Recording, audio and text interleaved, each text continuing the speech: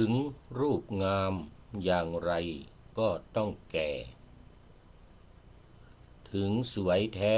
อย่างไรก็เหี่ยวแห้งก็เหี่ยวเฉาขอไปถึงยศสูงอย่างไรก็เหลือแต่เงา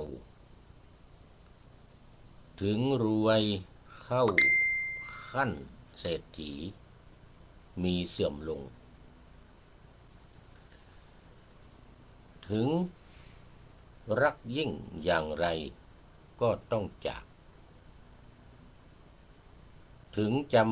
ำมากอย่างไรก็ลืมหลง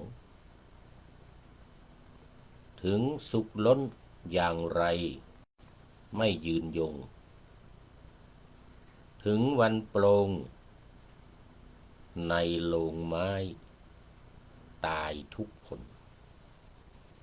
ขอถวายความนอบน้อมแด่พระรัตนตรัยมีพระพุทธเจ้าเป็นต้น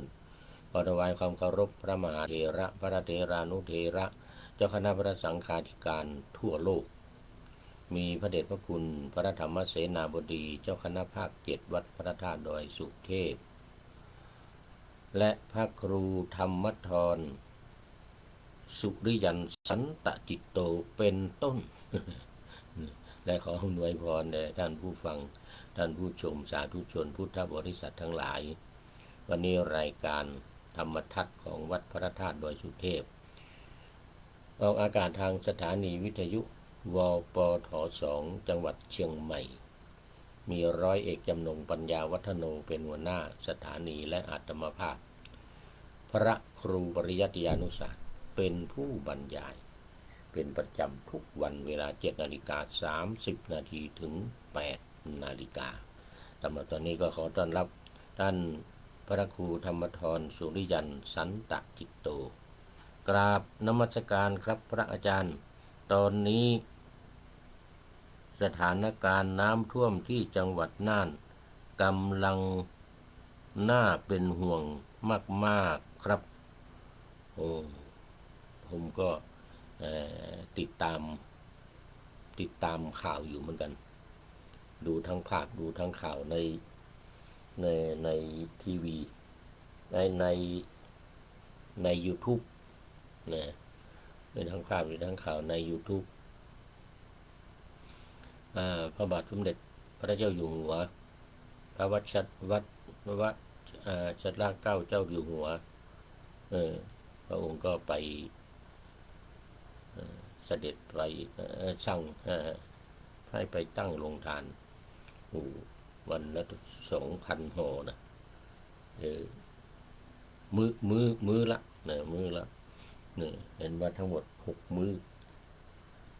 ทั้งหมด6 มื้อละ2,000 ห่อช่วยเหลือแล้วก็หน่วยงานราชการอะไรต่างๆก็พากันไปช่วยเหลือนี่ถ้าเป็นสมัยก่อนผมอยู่สายงานคณะสงฆ์สมัยนั้นก็คงไปเหมือนกันคงนำไปเหมือนกันนี่จังหวัดน่านนี่ยังใกล้นี่สมัยก่อนนู่น2554นะใช่รู้สึก2554ปีนั้นน้ำท่วมหนักโน่นเนี่ยเราไปถึงนครสวรรค์ถึงลพบุรีนู่นน่ะไม่ใช่ธรรมดานะรับบริจาคแล้วก็ใส่รถไปพาญาติโยมไปจัดรายการวิทยุด้วยนู่นนครสวรรค์นั่งในรถก็จัดรายการไปพูดเรื่องเนี่ยเรื่องน้ำท่วมเนี่ยเมื่อไม่นานนี้ที่วัดพระธาตุดอยสุเทพราชวรวิหารจังหวัดเชียงใหม่เดี๋ยวบอกว่าเดี๋ยวตอนนี้วัดภูมินทร์จังหวัดน่านน้ำท่วมในวัดเป็นที่เรียบร้อยแล้วครับผม โอ้วัดภูมินทร์ครับรู้เหมือนกันครับวัดภูมินทร์ผมเคยไป อืมมันเดี๋ยวนี้มันไม่ไม่ได้ทำมันไม่มีหน้าที่แล้วเออความจริงถ้าใครทำเรามาประกาศประชาสัมพันธ์ทางวิทยุนี่ก็ได้เหมือนกันนะสมัยก่อนนี่อยู่ที่วัดฝายหินประกาศออกวิทยุก็มาบริจาคกันก็ยกไปประกาศกันทั้งวันทั้งคืนสมัยนั้นนะนี่จังหวัดน่านนี่ยังใกล้เนี่ยไปมาแล้วนครสวรรค์เมื่อน่ะอะไรอีกสุโขทัยก็ไปนครสวรรค์ไปลพบุรีก็ไปสมัยนั้นรองผู้ว่าราชการจังหวัดเชียงใหม่ที่ไปเป็นผู้ว่าจังหวัดแม่ฮ่องสอนนะผู้หญิงเนี่ยบ้านอยู่ลพบุรีถ้าเป็นรองผู้ว่าจังหวัดเชียงใหม่ก็เราก็จัดไปช่วยเหลือ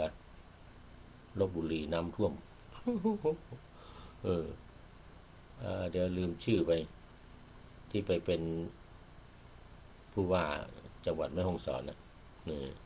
แต่ตอนที่เป็นรองผู้ว่าอยู่เชียงใหม่ในปีนั้นนะ2554เราก็พันก็พาไปบ้านเกิดที่จังหวัดลพบุรีรู้สึกจะชื่อณฤมลหรือยังไงเนี่ยนะสักอย่างหนึ่งเนี่ยลืมชื่อไปนะโอ้ตอนนี้หน่วยงานหรือวัดในเมืองเชียงใหม่เข้าไปช่วยหรือยังครับพระอาจารย์อันนี้ผมไม่ทราบนะครับไม่ทราบเพราะว่าผมอยู่นอกวงการละเนี่ยอยู่นอกวงการก็เลยไม่ได้ไปยุ่งเนี่ยไม่ได้ไปยุ่งกับงานของคณะสงฆ์หน่วยงานทางคณะสงฆ์นะแต่ที่พูดเมื่อกี้นี่หมายถึงว่าสมัยก่อนเป็นหน้าที่ของผมโดยเฉพาะเลยเปิดรับบริจาคก็พากันไปกลางค่ำกลางคืนโอ้โหนู่นอยู่ระหว่างทางอยู่ในรถหน่วยก็จัดรายการไปจัดรายการในรถแหละเชิญชวนบริจาคนะโอ้นี่ก็เห็นมีหน่วยงานเยอะไปช่วยที่อำเภอปัวเมื่อเดือนที่แล้วผมก็ไปที่ทุ่งช้างอำเภอทุ่งช้างก็ผ่านอำเภอปัวเหมือนกันนะอำเภอปัวมันเป็นที่แอ่งภูเขามีภูเขาล้อมรอบน้ำก็เลยขังเลยทีเนี้ยเป็นแอ่งน้ำขังเลยอำเภอปัวอำเภอปัวนี่นะแล้วก็เห็นว่าน้ำฝนก็ดันไปตกเทียมบนภูเขาบนภูเขาแอ่งบนภูเขาน้ำก็ไหลลงมาในหมู่บ้านนะเอาก็เป็นหน้าที่ของทางหน่วยงานราชการแม่พระบาทสมเด็จพระเจ้าอยู่หัวก็ทรงอะไรเขาเรียกโครงการอะไรประชานุเคราะห์นะช่วยเหลือน้ำท่วมไฟไหม้อะไรต่างๆเป็นช่วยกันไปเอาตอนนี้มาเข้าสู่เนื้อหาสาระของธรรมะท่านพระครูธรรมธรก็เป็นอาทิกัลยาณธรรมโมวันนี้มีธรรมงานผู้มีศีลถ้าได้ข่าวยังไงจะให้ช่วยประกาศประชาสัมพันธ์ก็บอกมาเนอะประชาสัมพันธ์ให้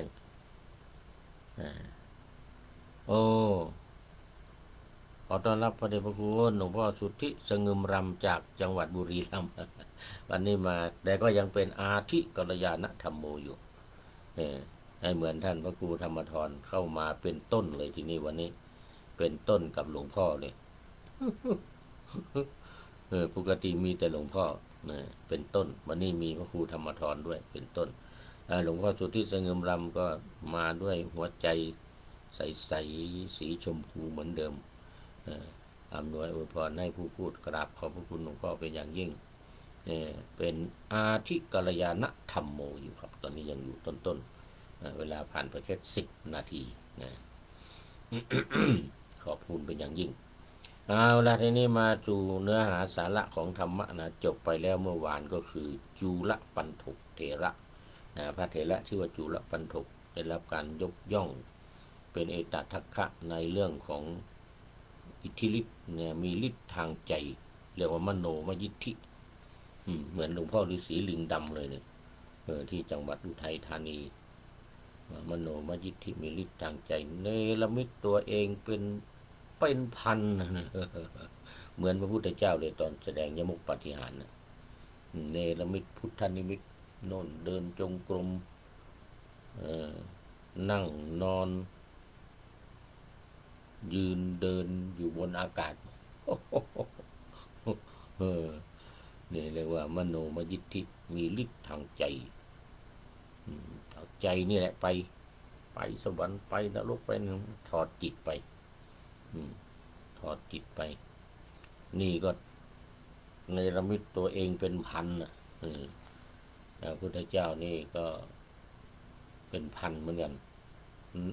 นั่งฉันเสวยมะม่วงบนต้นมะม่วง500 กิ่งกิ่งละ2 รูป2 รูป2 รูปเป็น1,000เหมือนกันพุทธนิมิตนะนั่งฉันบนต้นมะม่วงพระเมื่อวานนี้ที่จบไปจุลปันถกมีฤทธิ์ตั้งใจเรียกว่ามโนมยิทธิวันนี้ขึ้นเรื่องใหม่พาลนักขสัตว์คือนักสัตว์ของคนพาลการแสดงเนี่ยการแสดงนักสัตว์นี่หมายถึงว่าเป็นงานมหรสพแสดงมหรสพใหญ่นะนักขัตฤกษ์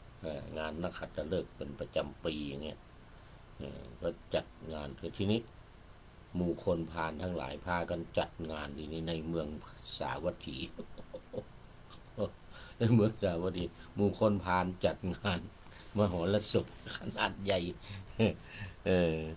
เลยเรียกว่าภาระนักขัตตวัตถุเรื่องนักสัตว์ของคนพาลก็คือการแสดงมหรสพต่างๆของคนพาลในเมืองสาวัตถีที่วัดเชตวันแต่ว่าไม่ได้แสดงในวัดนะแสดงในหมู่บ้านตามถนนตามตรอกซอกซอยหมู่คนพาลทั้งหลายพากันทำเรื่องราวก็มีอยู่ว่านี่พระมีพระภาคประทับอยู่ที่เชตวันมหาวิหารตรัสพระคาถานี้แก่ภิกษุทั้งหลายว่าคนพาลมีปัญญาสามประกอบความประมาทอยู่เสมอส่วนบัณฑิตผู้มีปัญญารักษาความไม่ประมาทไว้เหมือนคนรักษาทรัพย์อันประเสริฐฉะนั้นอันนี้ก็เกี่ยวกับคนพาลกับบัณฑิตนะตอนนี้มันยังอยู่ในอะไรวรรคเนี่ยอัปปมาทวรรคอัปปมาทวรรควรรคด้วยว่าด้วยความไม่ประมาทว่าด้วยความไม่ประมาทรักษาความไม่ประมาทไว้เหมือนคนรักษาทรัพย์อันประเสริฐเหมือนกันนะส่วนคนพาลด้วยปัญญาสามนี่ก็ประกอบความประมาทมันก็ตรงกันข้ามประกอบความประมาทอยู่เสมอเรื่องของเรื่องคนพาลและคนพาลที่แสดงมหรสพล่าเริงรื่นเริงกันในเมืองต่างๆนี่ก็มีเรื่องอยู่ว่าเพราะนักขัตฤกษ์ของคนพาลเป็นเรื่องราวจากอรรถกถาธรรมบทในพระไตรปิฎกที่พระสัมมาสัมพุทธเจ้าทรงปรารภชาวเมืองสาวัตถีผู้มีความประพฤติเหลวไหลไร้ปัญญาเหลวไหลไร้ปัญญาในช่วงเทศกาลงานนักขัตฤกษ์งานประจำปีงานนักขัตฤกษ์ประจำปี ที่จัดขึ้นตามความเชื่อแบบผิดนะจัดขึ้นตามความเชื่อแบบผิดแบบผิดยังไงเดี๋ยวต้องดู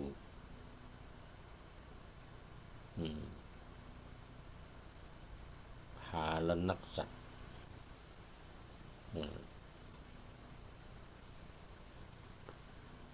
หนังสือพุทธวจนะคาถาธรรมบทจากพระไตรปิฎกนะบอกว่าปมาธรรมนุยุนชันติพาลาทุมเมทิโนชนาอัปปมาทันจะเมทาวีถ้านังเศรษฐังวรคตินี่พระองค์ตรัสเป็นภาษาเป็นคาถาเป็นคาถาว่าคนพาลทั้งหลายมีปัญญาสามมักประมาทอยู่เนืองส่วนผู้มีปัญญามีแต่รักษาความไม่ประมาทเหมือนดังรักษาทรัพย์ที่มีค่าที่สุดเอาไว้ถ้านังเสร็จถังวรคติเหมือนรักษาทรัพย์ที่มีค่าไว้มาปมาธรรมนุยุนเชทะมากามะระติสันทวังอัปปมัตโตหิชายันโตปโปติปะระมังสุขังท่านทั้งหลายจงอย่าได้ประมาทจงอย่าสนิทสนมยินดีในกามอยู่เลยกามก็คือกามคุณทั้ง5นี่นะรูปเสียงกลิ่นรสโผฏฐัพพะกามคุณทั้ง5คือสิ่งของที่มากระทบกายนี่เองเพราะเมื่อไม่ประมาทมีความเพ่งพินิจอยู่ย่อมบรรลุถึงความสุขอันไพบูรณ์วงเล็บนิพพานสุขคือนิพพานอันนี้มาดูการละเล่นทำกายให้สกปรกและกล่าววาจาของอสัตตบุรุษนี่คือเล่นแบบผิดเล่นแบบผิดพวกคนพาลนะคนอื่นเขามีการแสดงแล้วศพร้องเพลงเต้นรำอะไรกันนี่นะอินเดียแม้ปัจจุบันนี้ก็ยังมีอยู่นะนักขัตฤกษ์นี่นะอย่างที่เมืองราชคฤห์เนี่ยจะมีทุกปีละ7 วันการแสดงมหรสพอะไรต่างๆนี่มานั่นหมดเลยกายกรรมอะไรต่างๆแล้วพระก็มาด้วยสำคัญนะพระของอินเดียนะพระฤาษีนะมาแสดงตนบางทีฝังตนอยู่ในดินเหลือแต่คอนี่แต่ต้องขุดโพรงข้างในนะไว้ขี้ไว้ตด กินอย่างเดียวข้างบนเนี่ยปล่อยขี้ปล่อยตดลงในนั่นนะพระอินเดียบางคนก็ไม่นุ่งผ้าบูชาไฟอะไรต่างๆทำปฏิบัติตามแนวของเขาเนี่ยเขาเรียกสัญญาสีนั่นเนี่ยในงานนักขัตฤกษ์นี่นะเป็นต้นสมัยก่อนผู้พูดนี่เคยไปชมที่เมืองราชคฤห์แล้วก็อีกเมืองหนึ่งนู่นที่จุฬาตรีคูณนู่นสมัยหนึ่งในกรุงสาวัตถีมีการเชิญชวนให้ประชาชนร่วมงานพาลนักสัตว์พาลนักขตะวัตถุเนี่ยนะ7 วันโอ้โหไม่ใช่น้อยขนาดเป็นของคนพาลนะต้องใช้เวลาต้อง7 วันเนี่ยนี่เรื่องมันนะเป็นการละเล่นแบบคนพาลคือผู้ร่วมงานจะต้องทาร่างกายด้วยขี้เถ้าและโคไม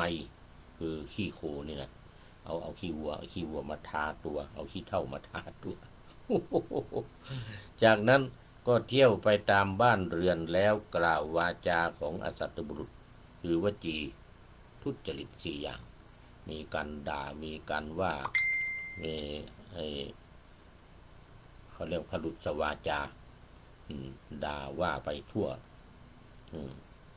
วจีทุจริต4นี่ก็โกหกโกหกหลอกลวงพูดคำหยาบพูดเพ้อเจ้อ นี่กายกรรม 3วจีกรรม 4เนี่ยแต่เป็นวจีเป็นทุจริต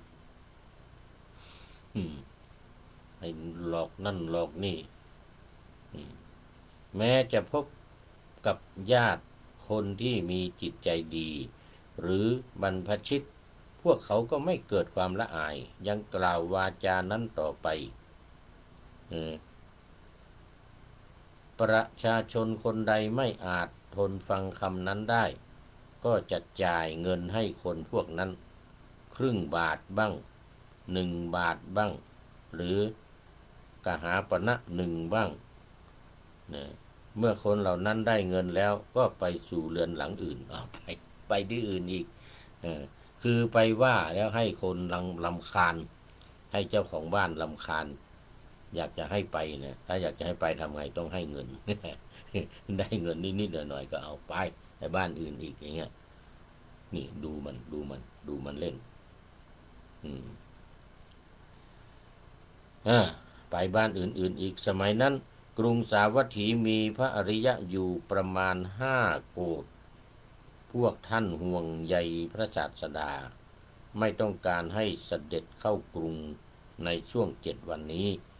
จึงส่งข่าวไปขอให้พระผู้มีพระภาคเจ้าและภิกษุสงฆ์อย่าเสด็จเข้าไปภายในพระนครตลอด7 วันนี้พวกเราจะจัดภัตตาหารและยาคูเป็นต้นจะให้คนนำเข้าไปถวายภายในวัดเชตวันแม้พวกเราก็จะไม่ออกจากบ้านจนกว่างานพาลนักสัตว์จะผ่านพ้นไปแล้วซึ่งพระพุทธเจ้าและภิกษุสงฆ์ก็ทรงกระทำตามคำแนะนำนั้นไม่ใช่น้อยนะ5 โกฏนี่นะ5 โกฏนี่นะ1 โกฏเป็นเท่าไหร่1,000 หมื่นแสนล้านโกฏนะ1 โกฏนี่ก็10 ล้าน10 ล้านแล้วก็นี่5 โกฏก็50 ล้านนี่มีพระอริยบุคคลนะอริยสาวกเป็นเช่นเป็นโสดาบันสกทาคามีอนาคามีที่เป็นคฤหัสถ์อยู่ในหมู่บ้านก็ส่งข่าวไปที่วัดแล้วก็บอกว่าไม่ต้องออกมาเขาก็ส่งให้คนใช้ให้คนงานนำข้าวปลาอาหารไปถวายที่วัดไปถวายที่วัดพวกกลัวสกปรกเนี่ยไม่ออกจากบ้านมันม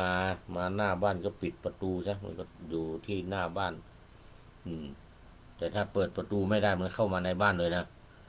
ถ้าเปิดประตูบ้านมันเข้ามาในบ้านเลย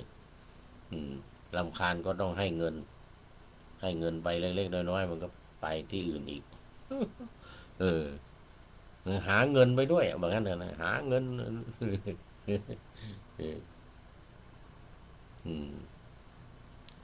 ในวันที่8งานนักขัตฤกษ์สิ้นสุดแล้วอริยสาวกเหล่านั้นทูลนิมนต์ให้พระพุทธเจ้าเสด็จเข้าไปภายในพระนครถวายมหาทานแล้วพวกเขากราบทูลว่า7 วันที่ผ่านมาพวกข้าพระองค์ใช้ชีวิตอย่างลำบากยิ่งตอนได้ยินวาจาของชนพาลเหล่านั้นหูของพวกข้าพระองค์มีอาการดังว่าจะแตกทำลายหูแทบแตกพระศาสดาตรัสว่าการกระทำของคนพาลผู้มีปัญญาสามทุมเมธานังเป็นต้นเนี่ยนะสามปัญญาไร้ปัญญาย่อมเป็นอย่างนี้แหละส่วนผู้มีปัญญารักษาความไม่ประมาทไว้เหมือนรักษาทรัพย์ที่เป็นประโยชน์ย่อมบรรลุสมบัติคืออมตะมหานิพพานแล้วตรัสภาษิตนี้ภาษิตที่ว่าเมื่อกี้เนี่ยนะภาษิตที่ว่าปมาธมนุยุนชันติพาลาทุมเมทิเมชัตทิโนชนาเนี่ยเป็นต้นเนี่ยนะที่ว่าเมื่อกี้ที่แปลฟังเมื่อกี้ว่า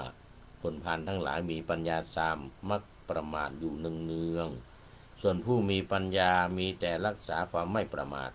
เหมือนดังรักษาทรัพย์ที่มีค่าที่สุดเนี่ยอันนี้เป็นคาถาหนึ่งอีกคาถาหนึ่ง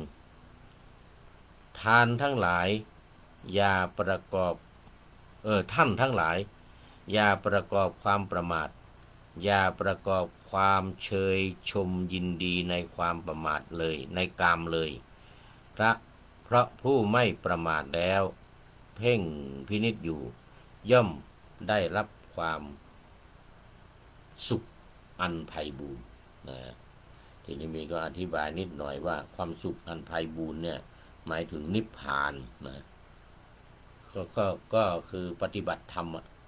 จนบรรลุธรรมขั้นสูงสุดคือขั้นเป็นพระอรหันต์นี่เรียกว่าได้นิพพานเพราะฉะนั้นคนปัญญาสามก็ไม่มีทางในการที่จะทำได้ส่วนคนที่เป็นบัณฑิตเป็นผู้เป็นนักปราชญ์นี่ไม่ยุ่งเกี่ยวกับเรื่องของกามทั้งหลายนี่เป็นผู้ไม่ประมาทเพ่งพินิจอยู่นี่ย่อมได้รับความสุขอันไพบูลย์แล้ววันนี้เรื่องของภาลนักสัตว์นี่ก็จบพอดีนี่คือการแสดงนักสัตว์ของคนผ่านนี่มันมีทุกปีมันมีทุกปีละ7 วันถ้าว่าเป็นนักสัตว์ดีๆนักขัตฤกษ์ดีๆนี่ก็เป็นอีกเรื่องหนึ่งนี่คนทั้งเมืองก็ทำเหมือนกันแต่ของพวกคนผ่านมันแยกทำต่างหากแยกทำต่างหากปีละ1 ครั้งเหมือนกันเอาไปเอามาพระเดชพระคุณหลวงพ่อสุทธิสงึมรำก็เข้าสู่เส้นชัยของรายการในวันนี้ โมทนาโมทนาเป็นปริโยสานกัลยาณธรรมโมหลวงพ่อสุทธิสงึมรำ โมทนามาดูข้อคิดท้ายรายการหน่อยวันนี้ได้จากผู้ใดหนอแลท่านนายพลนเรศจิตรักเดี๋ยวถูกต้องถูกท่านนายพลนเรศจิตรักประพันธ์ไว้ว่าถึงรูปงามอย่างไรก็ต้องแก่เหมือนกันนะถึงสวยแท้อย่างไรก็เหี่ยวเฉาเมื่อกี้อ่านผิดไปดีหนึ่งถึงยศสูงอย่างไรก็เหลือแต่เงาถึงรวยเข้าขั้นเศรษฐีมีเสื่อมลงถึงรักยิ่งอย่างไรก็ตายจากถึงจำมากอย่างไรก็ลืมหลงนี่ตรงกับผู้พูดพอดีเลยเท่าแก่แล้วถึงสุขล้นอย่างไรไม่ยืนยงเลยนะสุขถึงที่สุดสุขมากล้นแต่ก็เสื่อมสลายหายได้ถึงสุขล้นอย่างไรไม่ยืนยงถึงวันโปรงในโลงไม้ตายทุกคนนี่เป็นสัจธรรมนะขอบคุณท่านนายพลนเรศจิตรักไว้หน้าที่นี้เป็นอย่างยิ่งที่ให้ข้อคิดไว้ในเรื่องของความไม่เที่ยงแท้แน่นอนแล้วก็สิ่งที่แน่นอนคือความตายคนเราทุกคนเกิดมาแล้วต้องตายโมทนาเป็นอย่างยิ่งขอนำรายการธรรมะทัดไปก่อนแล้วจะย้อนมาใหม่ในวันหลังเพื่อให้ท่านทั้งหลายได้รับฟังพระธรรมเทศนาเหมือนดังเดิมเป็นธรรมะจากพระไตรปิฎก3ธรรมบทอันงดงามบรรยายเสริมอธิบายใจความเหมาะมาต่อเติมยกนิทานดั้งเดิมเสริมบทธรรมขอทุกท่านสุขกายสบายใจปรารถนาสิ่งใดอันเลิศล้ำจงเพิ่มพูนตามบุญงามและตามกรรมที่ได้บำเพ็ญไว้ทุกประการขอเจริญพร